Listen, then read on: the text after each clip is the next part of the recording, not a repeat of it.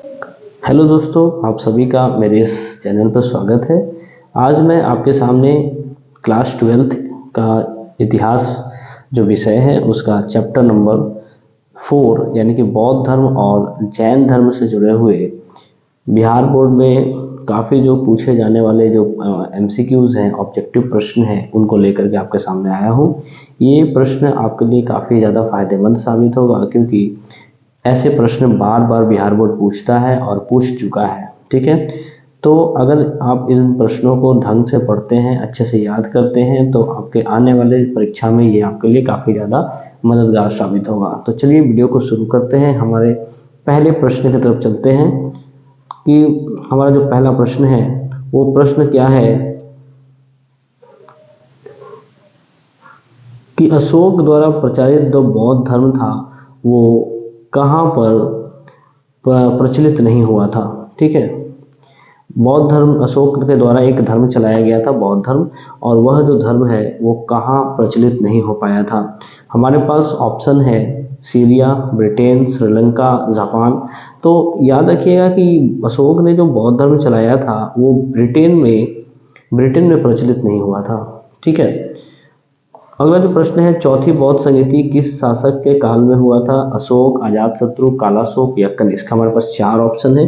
तो याद रखिएगा कि कनिष्क जो था वो आखिरी जो बौद्ध संगीति, चौथी और आखिरी बौद्ध संगीति कनिष्क के शासन काल में हुई थी। त्रिपिटक का साहित्य का संबंध किस धर्म से है? तो त्रिपिटक याद रखिएगा बौद्ध धर्म से जुड़ा हुआ है, क्योंकि बौद्ध धर्म में ही 3 पिटकों की रचना की गई थी।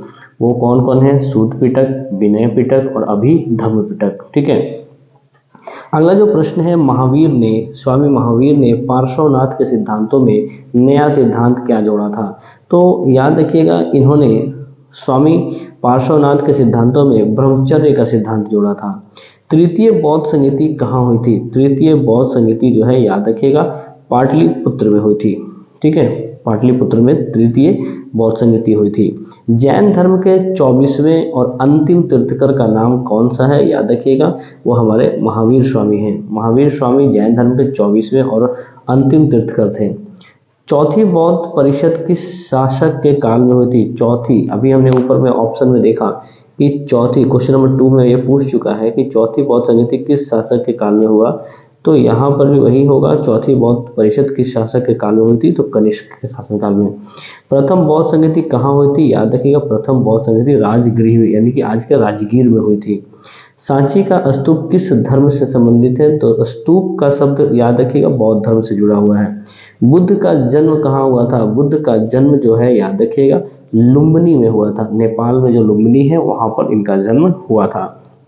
फिर से स्तूप संबंधित अगला प्रश्न पूछ चुका है। स्तूप हमने अभी बताया कि स्तूप शब्द जो है वो बौद्ध धर्म से जुड़ा हुआ है, तो इसका आंसर क्या हो जाएगा? बौद्ध धर्म। महावीर का जन्म कहाँ हुआ था? महावीर जो है स्वामी महावीर का जन्म कुंडलवन यानी कि वैशाली में हुआ था। प्राचीन भारत में धम्म की शुरुआत किस शासक ने की थी? याद रखिएगा धम्म जो है अशोक के द्वारा चलाया गया है, तो इसका आंसर हो जाएगा अशोक। श्वेतांबर एवं दिगंबर किस धर्म से संबंधित है? तो याद रखिएगा श्वेतांबर और दिगंबर जो है हमारे जैन धर्म से संबंधित है। महावीर स्वामी का जन्म कब हुआ था? महावीर स्वामी का जो जन्म है याद रखिएगा 540 ईसा पूर्व में हुआ था।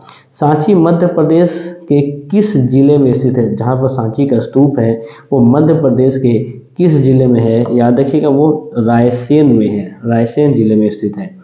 महात्मा बुद्ध को ज्ञान की प्राप्ति कहाँ हुई थी? बोध गया जो बिहार में है। महात्मा बुद्ध को ज्ञान की प्राप्ति बोध गया में एक पीपल के वृक्ष के नीचे हुआ था। बुद्ध का बचपन का क्या नाम था? याद रखिएगा बुद्ध के बचपन का नाम सिद्धार्थ था।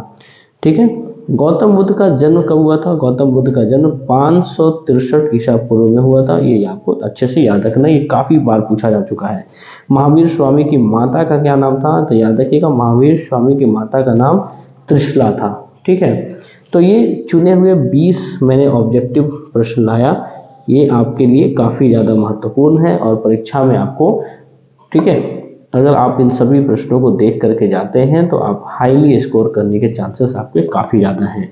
ठीक है, तो मेरे द्वारा बताए गए जितने भी ये ऑब्जेक्टिव प्रश्न हैं इसको आप ध्यान में रखें और ये हमारे द्वारा चुने हुए इम्पोर्टेंट प्रश्न हैं। ठीक है, तो मिलते हैं अगले वीडियो में। Thank you so much. और अगर ये वीडियो आपको अच्छा लगेगा तो आप इसको लाइक करें, सब्सक्राइब करें और दूसरों के साथ भी शेयर करें। Thank you.